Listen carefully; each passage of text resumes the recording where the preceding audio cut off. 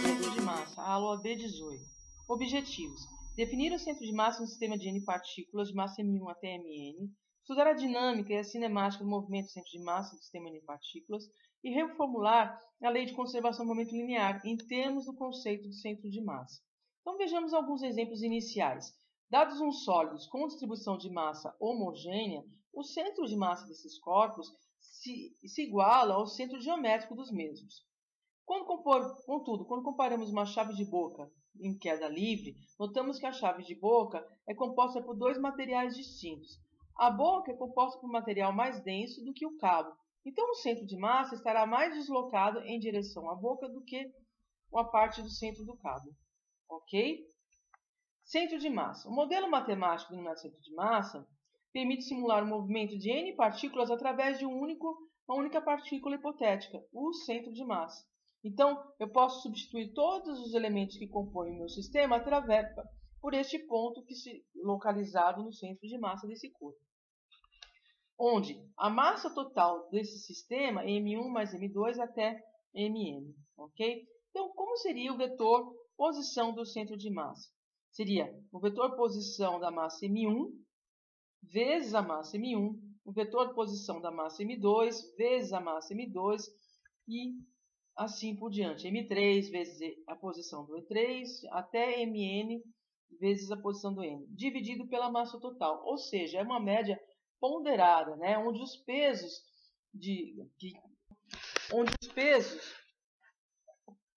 que indicam cada contribuição se referem às massas das partículas em questão. M é a somatória de todas as massas. Então, se fizermos uma representação cartesiana desse vetor posição do centro de massa, ele terá a componente x do centro de massa na direção y, onde o x seria 1 sobre a massa total, m partícula, né? M índice partícula vezes x índice partícula. Então, seria m1 x1 mais m2 x2 mais m3 x3 e assim por diante. O y do centro de massa seria igual a 1 sobre mzão, né? Somatória das partículas vezes as suas posições. Então, M1, Y1, M2, Y2, mais M3, Y3, mais M4, Y4 e assim por diante. Analogamente, teríamos uma definição para o Z do centro de massa. Ok? Então, seria o vetor posição do centro de massa, seria X do centro de massa na direção Y, mais Y do centro de massa na direção J, mais Z do centro de massa na direção K.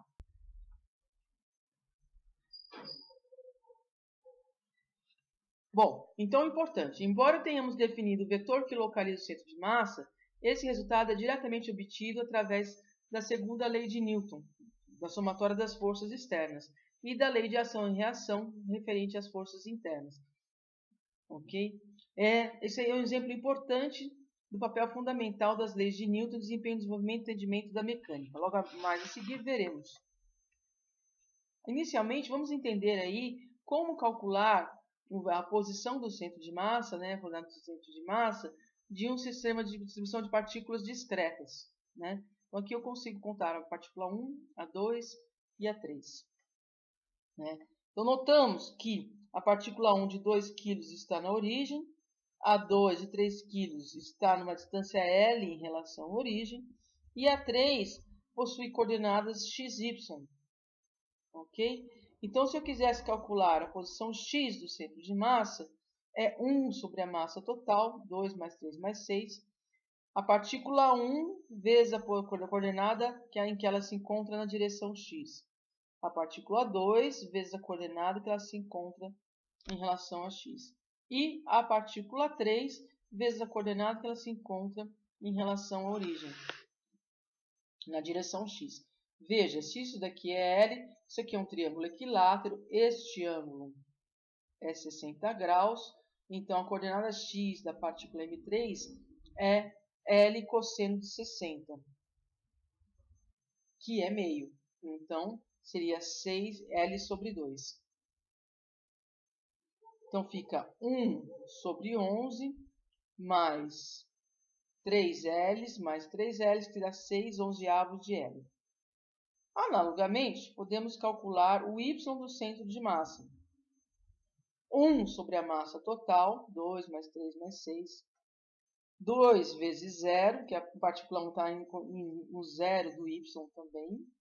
O M2 também está na posição 0y, né? Ela tem uma coordenada x aqui, não tem uma coordenada y. O y é 0, ok?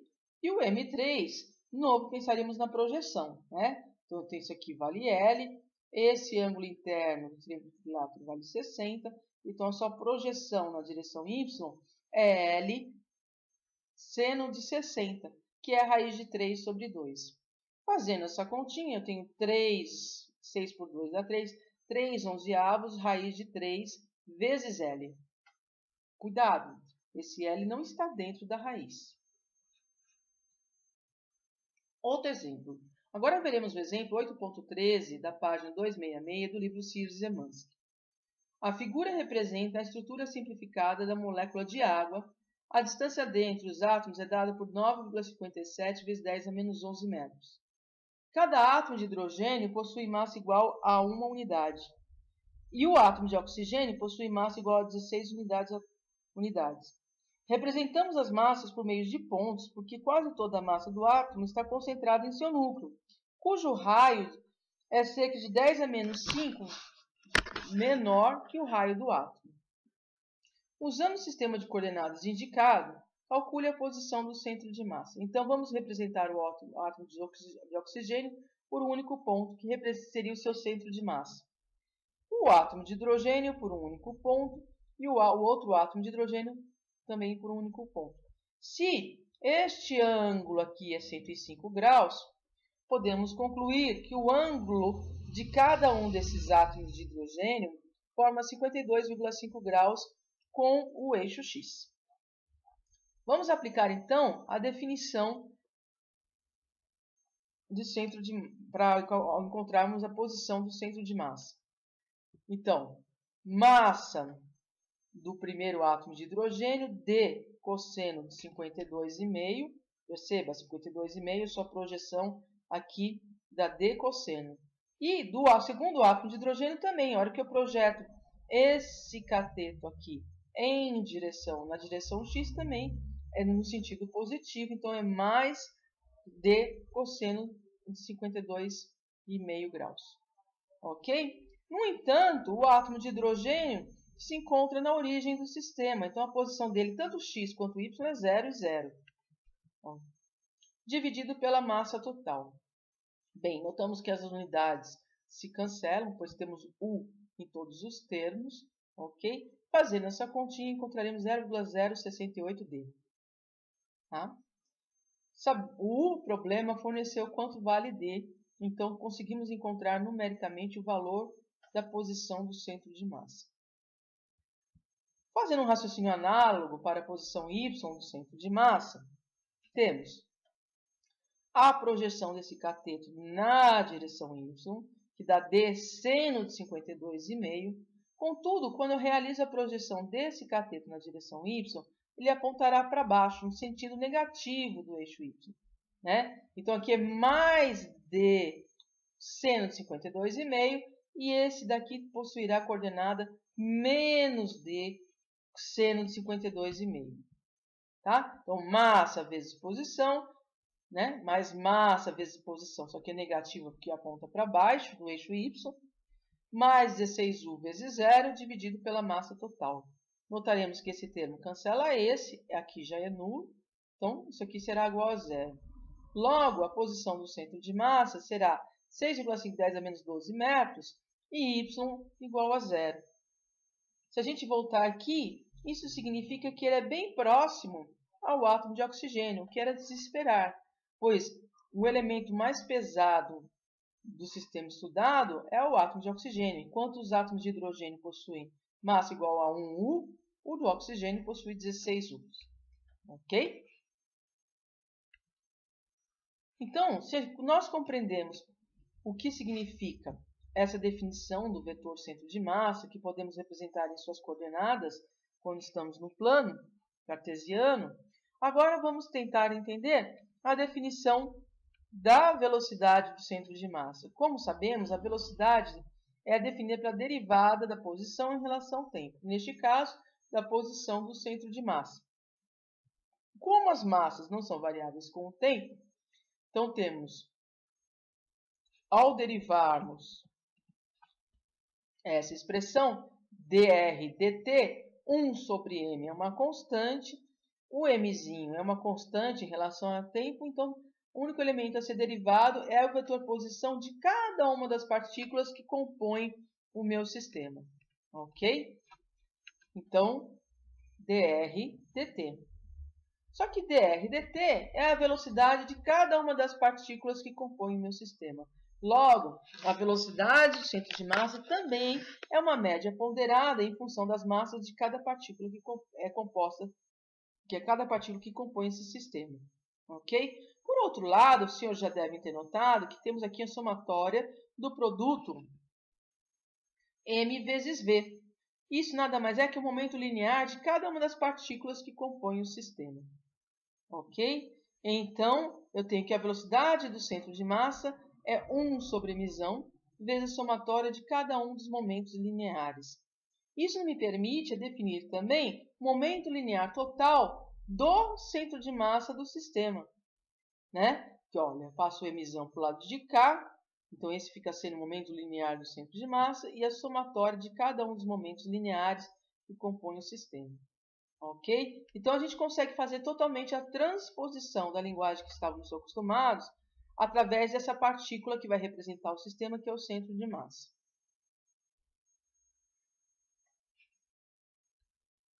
Também conseguimos definir o vetor aceleração do centro de massa, que seria a derivada da velocidade em relação ao tempo. Né? Se eu pego aqui dv dt, 1 sobre mzão e mzinho são constantes em relação ao tempo, e fica aqui vezes, então, dv dt. Vamos lá. 1 sobre mzão e mzinho, dvzinho dt. Que seria a derivada da velocidade de cada partícula que compõe o sistema. Isso nada mais é do que a aceleração do sistema. Ok? Horas. Mais a somatória de massa de cada partícula vezes a aceleração de cada partícula é a somatória das forças resultantes em cada uma dessas partículas do sistema. Ok? Então, eu consigo escrever na linguagem do centro de massa também uma força externa total. A força externa total do centro de massa fica sendo mzão vezes a aceleração do sistema, onde ela será igual à somatória das forças que agem em cada uma das partículas. Importante. Quando as forças externas atuam sobre o conjunto de partículas, o centro de massa se move exatamente como se toda a massa estivesse concentrada nesse ponto, submetida a uma única força resultante, que é dp do centro de massa dt. Então, aqui reescrevemos a segunda lei de Newton em função desse tratamento matemático que é o centro de massa. E qual é a vantagem de utilizarmos esse tratamento? Mais para frente veremos que isso simplificaria a resolução de muitos problemas. Bom, também conseguimos escrever a lei de conservação do momento linear. Né? Uma vez que a força externa do centro de massa, se ela for nula, implica que o P, momentos do centro de massa, o momento linear do centro de massa, seja uma constante, ou seja, ele se conserva. Okay? Exemplo, se formos tratar de colisões, né, eu tenho um corpo B parado, o corpo A em direção a ele, e tem o espalhamento. Né? O corpo A se direciona aqui no primeiro quadrante do XY, e o corpo B está no quarto quadrante do XY. Se formos tratar esse sistema pelo centro de massa, teremos uma única partícula, que é esse X, que representaria essas duas massas que estão envolvidas nesse sistema. E o movimento do centro de massas seria aqui, após a colisão, manteria sua trajetória retilínea com velocidade constante. Então, veja, se eu quero tratar aqui a queda desse objeto, se eu for analisar o centro de massa do sistema, esse problema que seria um problema complexo, analisar o movimento de cada partícula que compõe o sistema, quando eu faço o tratamento do centro de massa, recai nos moldes do problema de queda livre que estamos acostumados. A mesma coisa no lançamento de um projétil. Nesse caso, foi lançado um martelo. né? A gente sabe que o centro de massa do martelo está mais próximo da cabeça, que é muito mais pesada do que o carro. Então, se a gente estudar o movimento do centro de massa do martelo, né, veremos que isso daqui recai no movimento de lançamento de projéteis que estamos acostumados, né? Estamos verificando aqui um movimento parabólico, tá certo? Então, lançamento de objetos sob a ação da força-peso. Embora o movimento do corpo seja uma composição de rotação e translação, quando utilizamos a descrição do centro de massa, como acabei de comentar, teremos uma trajetória parabólica. A força-peso atua sobre cada partícula do corpo de massa M maiúsculo. O efeito macroscópico pode ser simulado pela ação da força-peso no centro de massa do corpo. Um efeito interessante observamos na explosão de um projétil. Cada partícula do projétil vai seguir uma trajetória parabólica diferente. No entanto, se tratarmos esse problema do ponto de vista do centro de massa, o centro de massa descreve a mesma trajetória parabólica que descrevia antes, simplificando assim a resolução desse problema. Aqui temos um exemplo de um atleta, né, correndo para realizar aí um salto. Então, se analisarmos o movimento da cabeça e dos pés, verificaríamos, né, trajetórias aí diferentes. Quando descrevemos esse problema através do centro de massa do corpo do atleta, verificamos que também recaímos numa trajetória parabólica. Para uma melhor ilustração, visite o site indicado nesse slide. Exercício 8.50, página 279 do livro Sears e Zemansky. Um utilitário de 1.200 kg desloca-se a 12 metros por segundo ao longo de um elevado retilíneo. Outro carro de 1.800 kg e se deslocando a 20 metros por segundo tem seu centro de massa situado a uma distância na frente do centro de massa do utilitário. Então temos o centro de massa do carro nessa posição e o centro de massa desse carro está numa distância de 40 metros em relação ao centro de massa desse carro. Calcule a posição do centro de massa do sistema, constituído pelos dois carros. Ok? Então, como a gente tem um movimento apenas na direção X, devemos nos preocupar então apenas com a posição X do centro de massa. Outro problema que temos que tomar muito cuidado, outro fator que devemos tomar muito cuidado, é a adoção de um referencial inicial.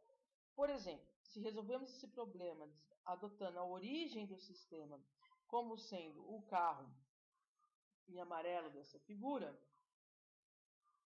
o x do centro de massa será 1.200 vezes 0 mais 1.800 vezes 40 dividido pela massa total, que isso significa 24 metros, né? Estamos respeitando aí os 3 AS dados aí pela posição, ok? Então, se esse fosse o centro de massa do carro de 1.200 kg e esse o centro de massa do carro de 1.800 kg, né? Aqui sendo a minha origem, a posição do centro de massa do sistema estaria na posição 24 metros em relação a esta origem, né? Então, poderíamos esquecer esses dois carros e tratar o sistema por essa partícula matemática, que é o centro de massa. Mas, por outro lado, se porventura resolvêssemos mudar o referencial, dizendo que... Mas, por outro lado, se resolvêssemos mudar o referencial adotado, colocando a origem numa posição equidistante dos dois centros de massas dos carros, né, poderíamos notar que a posição do centro de massa do carro, em relação ao referencial adotado seria diferente. 1.200 vezes menos 20 mais 1.800 vezes 20 dividido pela massa total, que dá 4 metros. Então em relação a esse referencial novo, a posição do centro de massa seria 4 metros. Note que fisicamente a posição do centro de massa é a mesma, mas o valor de coordenada muda, porque aqui eu adotei o referencial 0 no carro 1, E aqui eu adotei o referencial 0 no centro da distância entre Mas eles. Fisicamente a posição do centro de massa é a mesma. Não é porque eu mudei o referencial que a posição física do centro de massa se alterará. A coordenada se altera. Ok? Tomem muito cuidado. Bom, calcule o módulo do momento linear do sistema. Como já aprendemos, o módulo do momento linear do sistema é a somatória do momento linear de cada partícula que compõe o sistema. No caso, os dois carros. Então, eu tenho 1.200 vezes 12, que é a velocidade do carro 1, mais 1.800 vezes 20, que é a velocidade do carro 2. Colocando em notação científica para mantermos 3 AS, teremos 5,04 vezes 10 a quarta kg vezes metros por segundo. Calcule a velocidade do centro de massa do sistema. Aprendemos também que a velocidade do centro de massa é uma média ponderada, utilizando as massas que compõem esse sistema. Então, 12 metros por segundo vezes a massa do carro 1, mais 1.800 vezes a massa do carro 2 sobre massa total, e obteremos então 16,8 metros por segundo. Calcule o módulo do momento linear total do sistema utilizando a velocidade de centro de massa. Veja, aqui utilizamos o conceito da existência de duas partículas e calculamos o momento linear total do sistema. No item D, ele pede para que calculemos usando o tratamento de centro de massa. Usando o tratamento matemático do centro de massa, temos que m é a soma das duas massas, vezes a velocidade que encontramos no item C, e recaímos num valor exatamente igual ao do item B, como era esperado. Bom, então vamos agora passar à resolução de exercícios de provas anteriores. O primeiro que veremos é da prova do ano de 2012, da P3, do diurno. A questão dizia o seguinte: a figura mostra uma chapa homogênea em formato de C, com suas dimensões sendo L igual a 10 centímetros. O item A falava: determine as coordenadas x e y no centro de massa da peça. Note que a peça pode ser dividida em 3 elementos e o centro de massa de cada elemento está no seu centro geométrico. Por sua vez, a massa de cada elemento é proporcional à sua área. Ok, então vamos dividir a peça em 3 áreas diferentes, 3 regiões diferentes. Temos que a área A1 é 4L vezes L, que é igual a 4L quadrado. A área A2, 2L vezes 7L, que é 14L ao quadrado. A área A3, que é 2L vezes 2L, que dá 4L ao quadrado. Por outro lado, o exercício nos sugere que a massa de cada elemento é proporcional à sua área. Sabendo que a chapa é homogênea, podemos escrever a massa de cada elemento em função da densidade superficial da chapa, que é massa sobre área. Então, a massa de cada uma dessas 3 regiões será igual à densidade superficial, que é igual para todas, pois a chapa é homogênea, vezes a respectiva área. Então, M1 é sigma A1, M2 é sigma A2 e M3 é sigma A3. Veja, queremos determinar as coordenadas x e y do centro de massa da peça. Para isso, vamos inicialmente determinar o centro de massa de cada uma das regiões. Lembre que o centro de massa de um sólido ou com distribuição de massa homogênea é o seu próprio centro geométrico. Então vamos lá. Se pegarmos aqui a área A1, né, o comprimento dela é 4L, então o seu centro geométrico está na posição 4L sobre 2. Por sua vez, o centro geométrico em relação a esse referencial aqui, esse sistema de eixos indicados, né, é essa distância que é 2L mais L sobre 2, que é metade dessa peça aqui, ok? Então, teremos que seria igual a 5L sobre 2.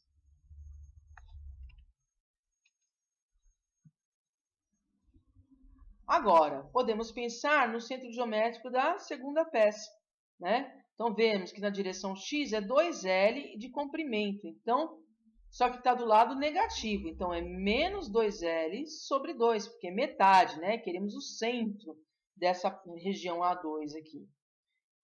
O centro geométrico na direção y, né? Isso é o centro geométrico de x, né? Em y temos 3Ls mais 4Ls. Esse comprimento total são 7Ls. dividido por 2 dá 3,5. Então, o centro geométrico, ó, se aqui é 3, cai menos meio de L. Cai nessa posição aqui. Ok? Por outro lado, a peça A3, ela tem uma largura de 2 L's, né? Então, a metade, o centro geométrico em X dessa peça A3 seria 2L sobre 2. E o centro geométrico na direção Y, veja, se aqui é 4L, aqui é 2L, esse pedacinho vale 2L. Seria 2L's mais a metade desse comprimento, que é L. Certo? Seriam 3L's, só que está do lado negativo, não está no quarto quadrante aqui, né? Então, seriam menos 3L's. Ok? Bem, já achamos, então, o centro geométrico das 3 partes que compõem a peça. Agora, o nosso problema se resume a achar o centro de massa da peça utilizando as coordenadas desses 3 centros geométricos. Vamos lá? Então, vamos lá. Posição do centro de massa da peça. M1x1, que é o centro geométrico indicado lá pela área 1. M2x2, que é o centro geométrico na direção X, indicado pela área 2. E M3x3, que é o centro geométrico da região 3, na direção X, pela área 3, dividido pela massa total. Só que já discutimos que a massa de cada uma dessas regiões poderia ser escrita em função da densidade superficial de massa. M1 é sigma A1, M2 é sigma A2 e M3 é sigma A3. Como temos sigma presente no numerador e no denominador, né, que cada uma das massas aqui também pode ser escritas em função de sigma 1, sigma 2, sigma 3, o sigma se cancela. Ok? Então, cabe agora substituir a posição dos centros geométricos das 3 áreas que discutimos na direção X. Só recordando, temos que x1 é 4L sobre 2, x2 é menos 2L sobre 2 e x3 é 2L sobre 2. Ok? Só substituímos aqui no lugar de x1, x2, x3. Fazendo essa continha, né? Ó, 2L vezes 4 dá 8L. O L quadrado aqui cancelou com esse L quadrado. Ok? Aqui dá menos L vezes 14, que dá menos 14L. Corta, corta, fica 4L. Então, menos 14 com mais 4 dá menos 10 mais 8, menos 2L sobre 22. Sendo que L é igual a 10 centímetros, temos menos 20 sobre 22, isso dá menos 0,91 centímetros. Bem, encontramos a coordenada x do centro de massa da peça. E qual seria a coordenada x do centro de massa, y do centro de massa? Um raciocínio análogo deve ser seguido. A massa M1 escrita como sigma vezes A1, M2 sigma A2, M3 sigma A3. Como eu tenho sigma no numerador e denominador, ele vai embora, né? A área 1 é 4L quadrado, a área 2 14L quadrado, a área 3 4L quadrado. Então, falta agora substituirmos as coordenadas dos centros geométricos de cada uma daquelas 3 regiões, como discutimos anteriormente. Então, veja, y1 era 5L sobre 2, y2 era menos meio L, e y3 era menos 3L. Então, eu tenho 4, y1, 5L sobre 2, 14 vezes y2, que é menos meio de L, mais 4 vezes menos 3L. Tá? Os L, e aqui sobre 22. Lembre que o L quadrado a gente consegue cancelar o L quadrado que está no numerador com o que está no denominador. Então, eu tenho 10 menos 12 dá menos 2, com menos 7 dá menos 9L. Lembrando que L é igual a 10 centímetros, eu tenho menos 90 sobre 22, que é menos 4,1 centímetros. Dessa forma, conseguimos encontrar a coordenada x do centro de massa, que representaria a peça como um todo, e a coordenada y do centro de massa, que representaria aí a peça como um todo. Então, o vetor posição do centro de massa é menos 0,91i, menos 4,1j, tá? A unidade disso está em centímetros, ok? Bem, vamos ao próximo exercício, também referente à prova de 2012, P3, só que do noturno, tá? A proposta aqui é discutir apenas o item A desse primeiro exercício, tá? Então, revisando aí com vocês, ele falava o seguinte: 4 pequenos corpos que podem ser considerados como partículas estão colocados no plano horizontal. Para um sistema OXY, também contido neste plano, a distribuição dos corpos é: corpo 1, 2 kg, massa 2 kg, P1, 3,00 menos 1,00 em metros. P2, 1,00 na direção X, 2,00 na direção Y em metros. E o corpo de massa 3, de 1 kg, está na origem do sistema. O corpo de 4 kg está na posição P4, menos 1,5 e menos 0,5 metros. Então, quando temos partículas, a primeira coisa a ser feita é representar isso no sistema cartesiano, XY, no plano OXY, tá? Para depois tentarmos aí encontrar a partícula matemática que representaria o sistema como um todo, que seriam as coordenadas do centro de massa. Só para revisar, né, como a gente colocaria esses pontos no plano XY, então temos lá P1, que é na posição 3, e menos 1. O P2, que é na posição 1 e 2. O P3, que está na origem. E o P4, que seria a posição menos 1,5 e meio, né? Note que aqui essa linha tracejada é menos 1, tá? O item B desse exercício, ele pede realmente que vocês calculem aí a posição do centro de massa, tá? Então fica a cargo de vocês tentarem resolver o exercício por inteiro em casa. Vamos passar agora a comentar o exercício 2 da prova P3, aí do gabarito do DIU, do ano de 2013. Dizia o seguinte: um paralelepípedo retangular composto por dois materiais diferentes, metade por alumínio e metade por ferro, possui as dimensões apresentadas na figura. Sugestão: adote o eixo Z com origem situada na metade da espessura do sólido, né? Então veja, o sólido tem 3 centímetros de espessura, a origem aqui está na posição, a origem está aqui, né? Então teria metade da espessura aqui seria 1,5 centímetro, para baixo seria menos 1,5 centímetros. Então a origem está aqui. Então eu tenho o eixo Z, o eixo Y e o eixo X. Note que cada paralelepípedo na direção X possui 11 centímetros de comprimento. Então, aqui temos 11 centímetros e aqui temos mais 11. No total, a peça soma 22 centímetros. E na direção Y, o comprimento de cada paralelepípedo é de 13 centímetros. A primeira pergunta é: determine as coordenadas do centro de massa de cada metade da peça em relação ao sistema OXYZ indicado, né? Então, ó, a origem está na metade aqui da espessura do sólido. Eu quero a posição do centro de massa do sólido de alumínio e a do centro de massa do sólido de ferro, ok? Então, veja, quando eu tenho um sólido com distribuição de massa homogênea, o centro de massa é o próprio centro geométrico da figura. No caso do alumínio, veja, ele tem que estar na metade desse comprimento. Então, é 11 sobre 2, que é 5,5, na direção X. Na metade desse comprimento, que é 13 sobre 2, na direção Y. E no plano de Z, ele está no próprio aqui, na origem, né? Tá vendo? A origem já está localizada no centro do sólido. Então, a coordenada Z é 0 centímetros. E do sólido de ferro, né? Então, veja, o centro de massa dele é metade de 11, que é 5,5. Mas, em relação ao referencial adotado, eu tenho que somar 11 mais esse pedacinho, que é o 5,5. Né? Então, temos 16,5 centímetros. Arredondando para 2 AS, né? Como é 5 seguido de 0 precedido por número par, a gente não arredonda para cima, fica sendo igual a 16 centímetros mesmo. Porém, na direção Y, a posição continua sendo 13 sobre 2, né? Está na mesma linha aqui, ó, tá? Que é 6,5.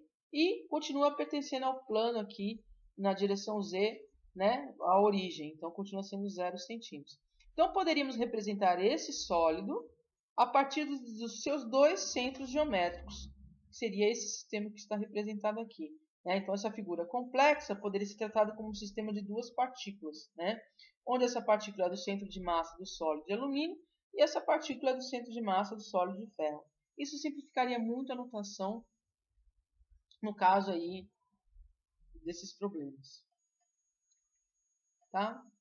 Na parte B, ele pede que a gente encontre não mais o centro de massa do sólido de alumínio de ferro, que é o centro de massa da peça. Então, basta lembrarmos que o centro de massa é uma média ponderada em relação às massas, né? Então, eu vou ter a massa do alumínio, que pode ser escrita em função da densidade volumétrica do alumínio, ρ vezes volume do alumínio, a massa do ferro, que pode ser escrita em função da densidade volumétrica do ferro. O problema diz que a densidade volumétrica do alumínio é ρ, e a do ferro é maior, que é igual a 3 ρ, né? Então, a gente sabe aí que a massa do ferro é 3 ρ vezes o volume do ferro.